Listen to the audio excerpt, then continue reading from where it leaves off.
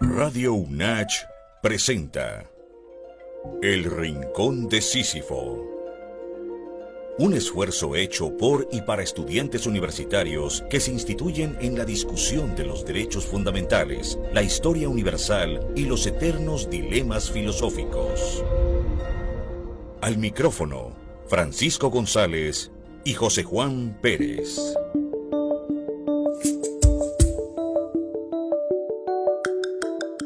Muy buenas tardes, queridos y queridas radioescuchas que sintonizan la frecuencia universitaria de Radio UNACH, la radio de todas y todos los universitarios, que además, debo decirlo con mucho orgullo y con mucho honor, es realizada por universitarios mismos que estamos tratando de llevarles a ustedes estas calurosas discusiones que se dan aquí en esta cabina de radio.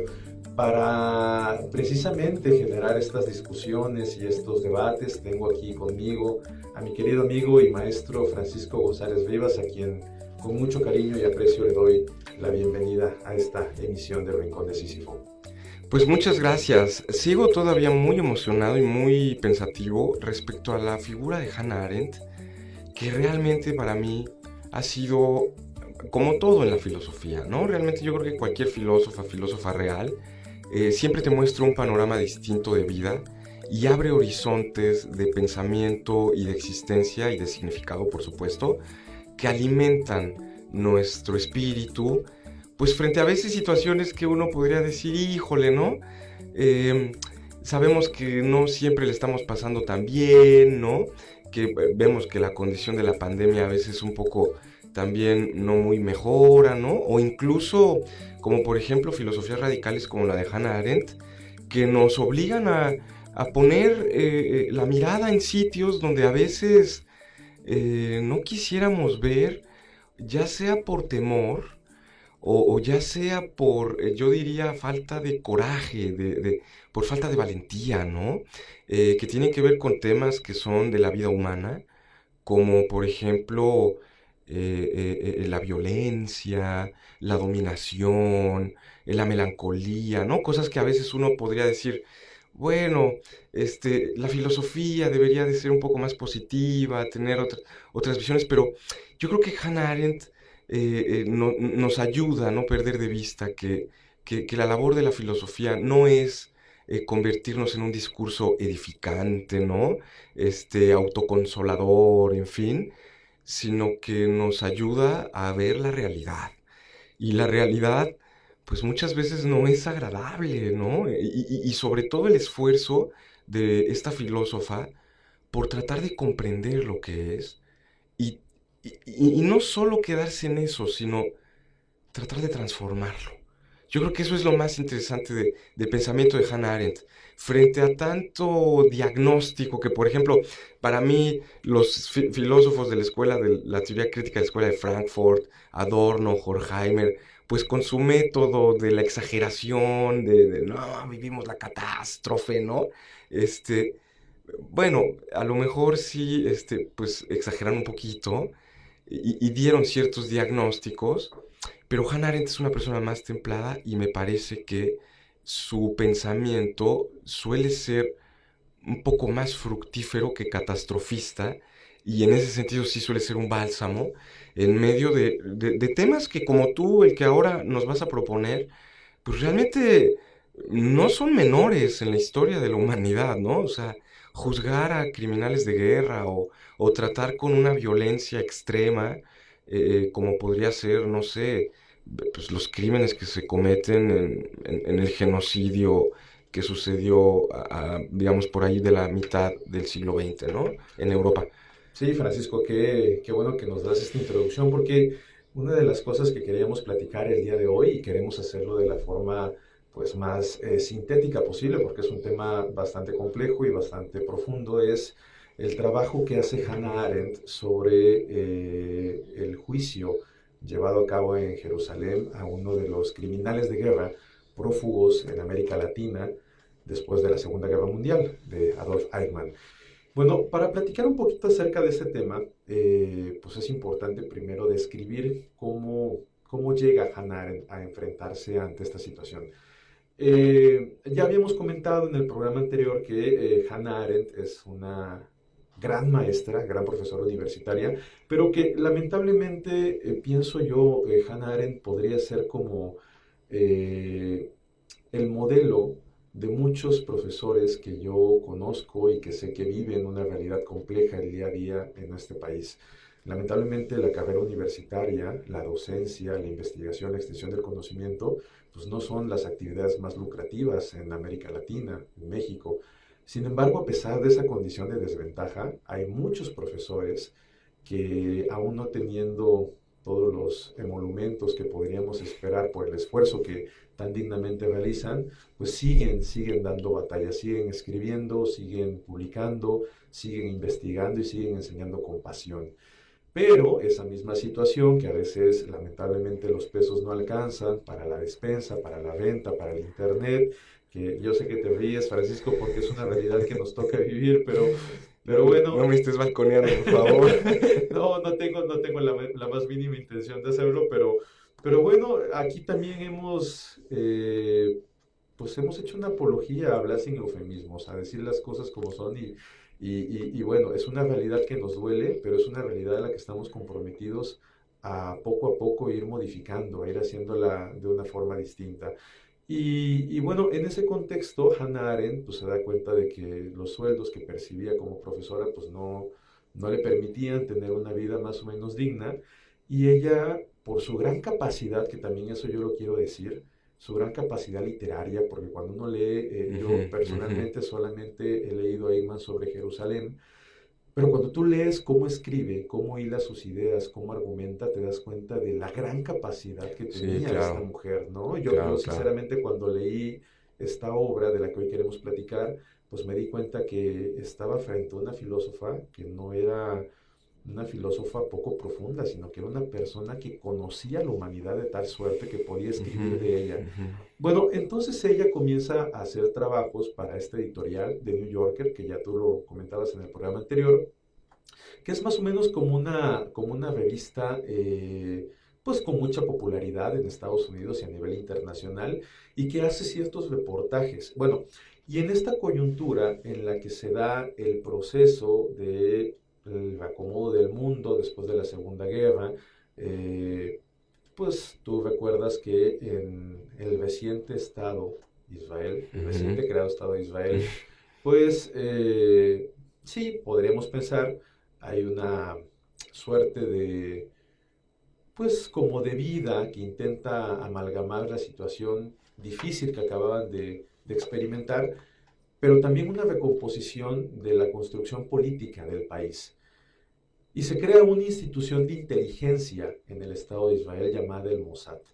El Mossad, que ahora, si por ejemplo los radioescuchas y las radioescuchas quieren indagar acerca de esta institución a nivel mundial, pues bueno, es una de las asociaciones de inteligencia más importantes del mundo. Bueno, decir asociación de inteligencia es un eufemismo para decir que son espías, ¿no? Bueno, que son espías. Es una de las funciones, pero si tú lees, por ejemplo, los elementos constitutivos de la organización, pues no, digamos, como que no es la actividad primordial, sino la seguridad nacional. Bueno, la CIA dice que se dedica a promover la paz mundial. Bueno, vamos a hablar como debemos de hablar, con toda la sinceridad. El Mossad es una asociación que se crea con, evidentemente, la finalidad de proveer inteligencia al reciente Estado de Israel, pero también tenían una función muy especial, que era cazar nazis. Y lo que quería Israel en ese momento, pues precisamente era traer a todos aquellos criminales de guerra que pues, no habían sido muertos en el desenlace de la Segunda Guerra Mundial, y que ustedes también recordarán que muchos de ellos pues, fueron víctimas de sus propias armas. Muchos se suicidaron para no tener que enfrentarse a este destino tan cruento de ser juzgados ya por el Estado de Israel o por la comunidad internacional. Pero bueno, vamos a entrar al grano. Resulta que en la comunidad internacional se da la noticia de que el Mossad había capturado a uno de los hombres más importantes en el contexto de la guerra, que era Adolf Eichmann. Para quienes no sepan acerca de este personaje, Eichmann fue la persona que en la reunión de Wannsee presentó el proyecto de la solución final de la cuestión judía. De Ensnung. Así es. La cuestión final de la solución judía era cómo se le iba a dar fin a toda esta cantidad de judíos que habían sido reclutados en los campos de concentración. Entonces, Eichmann presenta la solución final, que consistía en eliminar de forma paulativa y reiterada a todos estos judíos que habían sido capturados, pero bueno, no solo a los judíos, sino también otros pequeños grupos, como eran los testigos de Jehová o los polacos, que tampoco eran adeptos al proyecto del nacionalsocialismo. Lo capturan a él en Argentina, y entonces lo extraditan ya de una manera bastante curiosa, porque no se va por los medios oficiales. En ese momento recuerden ustedes que Argentina y Brasil y otros regímenes latinoamericanos que simpatizaban con el totalitarismo y con los regímenes de esa naturaleza, pues no permitían la extradición. Entonces lo secuestran, esa es la palabra adecuada, de Argentina, y lo sacan secuestrado. Y lo sacan y se lo llevan a Jerusalén. Bueno, y en Jerusalén comienza un juicio que los judíos le llaman el juicio del siglo.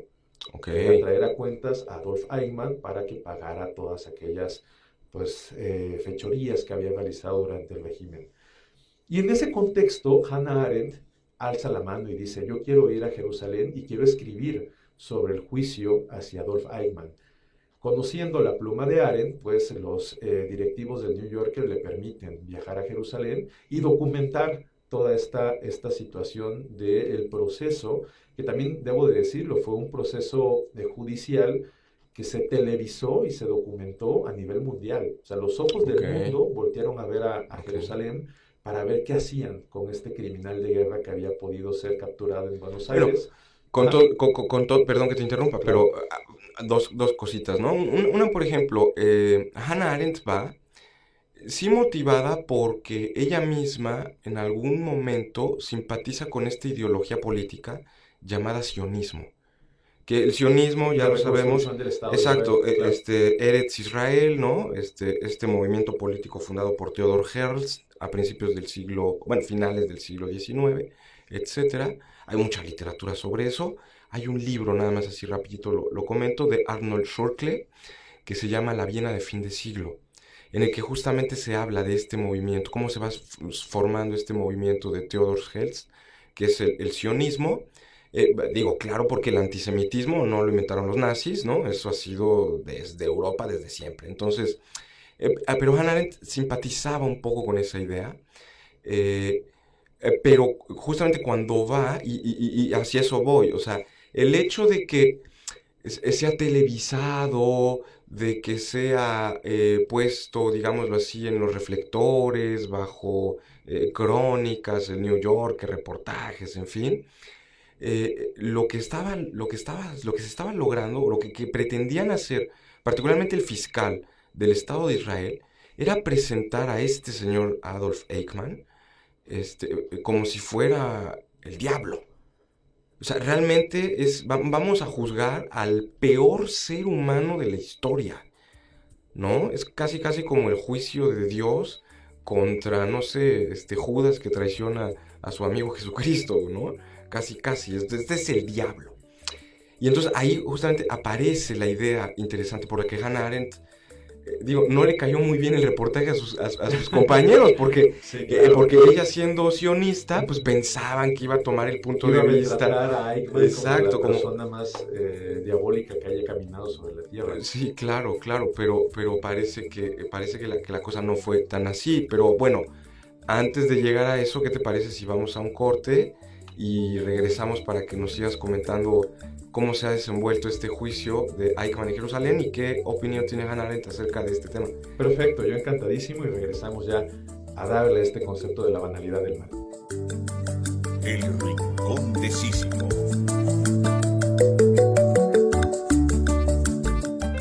Denuncia. Acércate a las comisiones de género de las unidades académicas o directamente a la Defensoría de los Derechos Humanos y Universitarios. Ten la certeza de que contarás con la discreción y protección que necesitas. Nuestra labor es prevenir, investigar y sancionar a los responsables en caso de violencia de género, pero sobre todo, brindarte el apoyo que necesites para salvaguardar tu dignidad e integridad. Es importante que nos cuentes tu experiencia de la manera más detallada posible, Si cuentas con pruebas al respecto, es importante que las incluyas. De esta manera, podremos lograr una investigación más adecuada que nos permita sancionar al responsable y crear políticas de prevención y erradicación de la violencia. No vamos a tolerar ningún acto más de violencia de género, hostigamiento, acoso sexual o discriminación en nuestra máxima casa de estudios. Todas y todos somos parte del cambio. Dejemos huella. Por la conciencia de la necesidad de servir. Universidad Autónoma de Chiapas. ¿Ya conoces la tienda UNACH? Visítanos, ahí encontrarás uniformes, playeras tipo polo, chamarras, chalecos, sudaderas, gorras y souvenirs universitarios. Estamos ubicados dentro de la universidad y también puedes consultar nuestro catálogo en línea a través del Centro Universidad Empresa en cune.unach.mx/tienda UNACH. Radio UNACH. Frecuencia Universitaria. Bienvenidos y bienvenidas nuevamente, y antes de entrar al corte, pues hemos planteado ya algunos prolegómenos respecto a lo que hace Hannah Arendt en Jerusalén y esta obra maravillosa que surge de las experiencias que tiene la autora durante el juicio de Adolf Eichmann, que bueno, se titula Eichmann en Jerusalén. De esta obra ella va a construir un concepto que denominará la banalidad del mal, que es un concepto muy interesante porque justo como tú lo comentabas, Francisco, antes de ir a la pausa a descansar unos momentos, lo que se esperaba del juicio de Eichmann era precisamente de que se mostrase a este señor como la persona más diabólica y más cruel que haya existido en este mundo. Pero Hannah Arendt se da cuenta de algo muy interesante y quiero ir poniendo algunas ideas para que quizás las podamos discutir. Lo primero que Arendt, al escuchar las declaraciones de Eichmann, porque también esto lo quiero decir para que aquellos que se interesen puedan indagar un poco más sobre el juicio, pues Eichmann estaba en la prisión de Ramla, allá en el Estado de Israel, y es juzgado en Jerusalén en un juicio público que no solamente tenía acceso para todos aquellos que quisieran llegar a escuchar el veredicto y las declaraciones que se cernían durante este proceso, sino que también era escuchado en cada rincón de Israel. O sea, por ejemplo, si ustedes ven fotos del juicio de Eichmann, ustedes van a ver, por ejemplo, que las calles de Israel, las calles de Jerusalén y de otras grandes ciudades estaban abarrotadas por personas que tenían radios para escuchar qué es lo que sucedía en este procedimiento. Y hay una razón muy lógica para entender que esto fuera así. Muchos de los criminales de guerra no pudieron ser juzgados por Israel, fueron juzgados por Estados Unidos y por las naciones aliadas en estos tribunales de Nuremberg que se instalaron con mucha más antelación. Y cuando Israel puede tener a uno de los más grandes criminales en su poder, pues bueno, va a llevar esto a ser una gran fiesta para también mandar un mensaje a la comunidad internacional. Pero bueno, una de las cosas que Hannah Arendt pues ve en la defensa que hace Adolf Eichmann es que este señor no sentía ni un sentimiento de culpa por lo que había hecho, pero tampoco ella podía percibir que hubiera un sentimiento de odio antisemita, como tú lo comentabas, Francisco. O sea, era una actitud del señor Eichmann totalmente indiferente a lo que estaba ocurriendo. Lo que se da cuenta Arendt es que Eichmann solamente obedece las leyes que le fueron dictadas.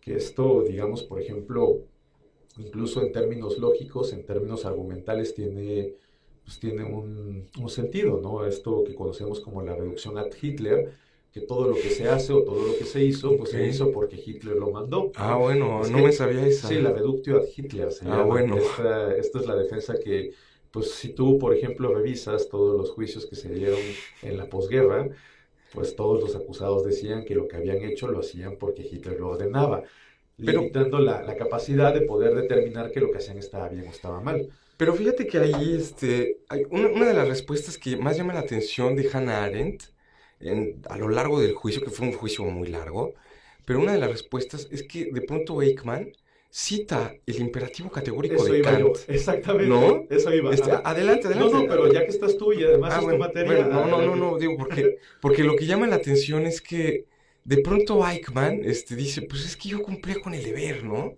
A mí me daban órdenes y yo como buen kantiano, pues cumplía con mis órdenes que me mandaban, ¿no? Sí. Entonces, Hannah Arendt, gracias a eso, digo, obviamente la interpretación del imperativo categórico, seguramente este máximo filósofo Kant, pues se ha de haber estado retorciendo en su tumba, literalmente. Fíjate, mira, te quiero leer una cita Adelante. de la obra que tiene que ver con lo que tú estás comentando. Hannah Arendt dice lo siguiente: Eichmann aduce seguir el imperativo kantiano del cumplimiento del deber, acatando el espíritu de las leyes como voluntad divina del legislador. Eichmann pierde su capacidad de logos, la formulación de la reflexión para optar por escoger el obedecer o no una ley injusta, a base de eufemismos que lo llevaron a creer que la ley de Hitler era aceptable.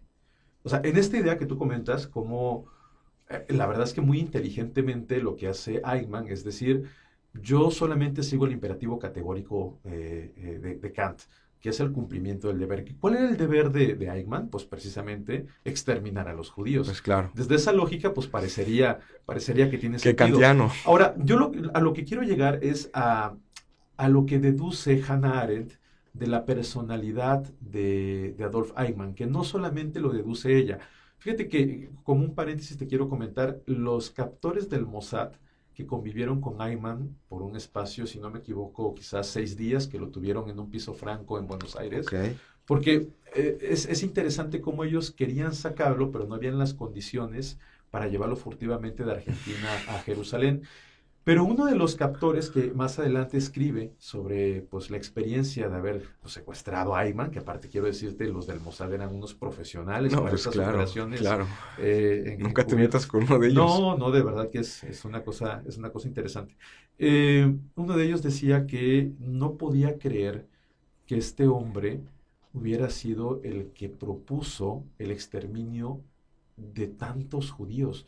O sea, él lo veía cuando convivía con él y decía, es que no puede ser, porque es un hombre dulce, es un hombre tierno, en el que yo no encuentro malicia, decía Peter Malkin, que es uno de los captores que llevó a Eichmann a Jerusalén. Y bueno, esta es la conclusión a la que llega Hannah Arendt. Sí, eso, perdón que te interrumpa, eso incluso Eichmann es parte de, así eso va la idea de la banalidad del mal. O sea, este tipo era una persona ordinaria, terminaba su trabajo de asesinar judíos en masa y llegaba a su casa, besaba a su hija, abrazaba a su esposa, escuchaba rezaba el Padre Nuestro, escuchaba su música de Beethoven, de Brahms, leía sus libros, otro día más, ¿no? Otro día más en la oficina, ¿no? Entonces, ese es justamente el punto que tiene Hannah Arendt. O sea, no es el diablo este tipo. Este tipo es el ser humano más mediocre que existe. Y justo su mediocridad, por eso es banal, porque pues es como de, bueno, ¿quién se lo va a tomar en serio a esta persona? En realidad es un burócrata, ¿no? Tú llegas con alguien aquí a hacer un trámite y no tiene el sello y lo que tú sufres con ellos porque señora, te falta una copia. Use su criterio, tú Sí. le dices, oiga, use su criterio, ¿no? Y como que lo que nos llama la atención... Pero es lo que dice Arendt, la capacidad de logos está reducida. Exacto, ese es el verdadero mal. O sea, el verdadero mal de Eichmann no fue haber asesinado a tanta gente, que sí lo fue, es terrible, ¿no? Él logró llegar a hacer eso porque en algún momento de su existencia renunció a su logos, a su capacidad de discernir lo que es bueno de lo que es malo, ¿no? Y eso es Kant. O sea, ahí Kant es el que me está diciendo, bueno, antes de que tú aceptes una ley, tú puedes rebelarte de frente a esa ley. Y ese es el punto toral al que quería yo llegar con esta discusión del día de hoy. Y por eso pues hemos abusado del tiempo y de la confianza de nuestros radioescuchas llevando un programa adicional sobre Hannah Arendt. Miren, la conclusión a la que llega Arendt es que el más común, el más respetable y el más íntegro de los seres humanos puede llegar a convertirse en un Eichmann, cuando poco a poco va perdiendo la capacidad de discernir. Piénsenlo ustedes de esta manera. Puedes tener los principios más elevados, ser la persona más correcta, pero si poco a poco vas dejando que tu capacidad de intelecto sea la que construya tu vida, va a llegar un momento en el que tú ya no vas a poder discernir entre lo que es correcto y lo que es incorrecto. Y eso nos pasa muchas veces. Tú ya dabas un ejemplo con el caso de la persona que pone los sellos, en fin, pero hay muchos ejemplos en la vida diaria en los que a veces hacemos cosas que nos preguntamos, pero esto no está bien. Pues sí, pero todos los demás lo hacen, el sistema lo permite, y además si lo permite el sistema, pues hay que hacerlo. No, la respuesta de Arendt es, aunque las masas, aunque el común denominador piensen que lo que haces está bien, tienes que confiar en tu intelecto, en tu capacidad de reflexión y poder decir no. Eichmann pudo decir, yo no voy a dar la propuesta para que millones de judíos mueran, pero como tenía un sistema, una gran estructura que permitía, y que no solo permitía, sino que también incentivaba que esto fuera realidad, pues él se sintió con toda la libertad de hacerlo y además era condecorado con cada una de sus acciones, que ya hoy podríamos decir fueron acciones totalmente incorrectas. Sí, tal vez para cerrar sería otra vez volver sobre esta dicotomía, bueno, esta distinción conceptual que establece más que dicotomía Hannah Arendt entre aislamiento y soledad. En la sociedad masificada, cada persona puede ser un Eichmann porque vive aislada de los demás. Porque no hay un mundo comunitario, no hay un espacio público que me unifique con otro. Cosa que lograba la religión, por ejemplo, ¿no? O sea, la religión era un espacio público, común, que de cierta manera, pues, bueno, digo, nos hermanaba, ¿no? Y ahí podíamos expresarnos, que otros vieran y ser vistos por otros y tal, y el reconocimiento y actuar y todo. Pero pues ya ahora el mundo moderno, ya vives aislado y entonces en ese aislamiento los demás dejan de ser un prójimo. Ya son cosas, ¿no? Eso por una parte que nos puede convertir en un Eichmann, pero lo que nos impediría convertirnos en un Eichmann es la soledad. O sea, el cultivo de la soledad, ¿no? En una sociedad masificada, justamente no hay mayor, digamos, rebeldía que cultivar tu propia soledad. El estar a gusto contigo mismo, ¿no? Y no el sentirte aislado, que son dos cosas diferentes, porque el sentirte aislado es lo que te lleva justamente a esos sistemas totalitarios. Pero en cambio, si tú te sientes solo, a gusto contigo mismo, ¿no? Te puedes resistir frente a la masificación de la vida, frente a estos imperativos que, oye, resulta que el único destino de tu vida es tener unos tenis Reebok. Eso es el mundo de lo social, sí, pero mi propia soledad, ¿qué me dice? Que traer Reebok pues es de descerebrados, ¿no? Y aunque yo me quede solo, ¿no? No importa, porque la soledad es algo bueno, pero estar aislado no lo es. La soledad es ese refugio que uno tiene, ¿no? Frente al mundo social, frente al mundo del Estado, frente al mundo de la vida privada también, ¿no? Porque no es lo mismo ser un individuo privado, ahí está mi casa, mi familia, mis cuatro paredes y mi dinero, que ser un individuo solo, que reconoce su propio valor en su individualidad. Eso es muy de Heidegger. Al final de cuentas, Hannah Arendt en eso es muy deudora de Heidegger. El verdadero valor del hombre radica en su soledad. A mí lo que me gusta mucho de esta obra es, sí, tú ya lo comentabas, cuando Hannah Arendt publica el texto, pues no fue pues, de lo mejor recibido, porque se esperaba que ella, siendo judía, practicando el judaísmo, habiendo sido simpatizante, ya como tú lo comentabas también, en algún momento de su vida, de la causa sionista, pues retratara a Eichmann y lo vituperiara, ¿no? En la obra. Pero la conclusión que llega Arendt es que Eichmann fue solamente un hombre que no tuvo control de los procesos reflexivos que tendríamos que dominar y esa situación lo llevó, claro, sin justificar que Eichmann era culpable por lo que había hecho. Digo, tampoco era el trabajo de Hannah Arendt darle la sentencia. Eso fue un tema ya de la justicia de Israel. Que bueno, quiero adelantarles nada más una situación. A Eichmann se le encuentra culpable, es sentenciado a muerte y bueno, es colgado en la prisión de Ramla. Pero lo que hace Arendt no es estudiar el proceso judicial, sino estudiar la personalidad de Eichmann, de cómo este señor pudo haber llevado a la muerte a millones de judíos. Y precisamente la conclusión a la que llega Arendt es que la banalidad del mal está presente en cualquier ser humano.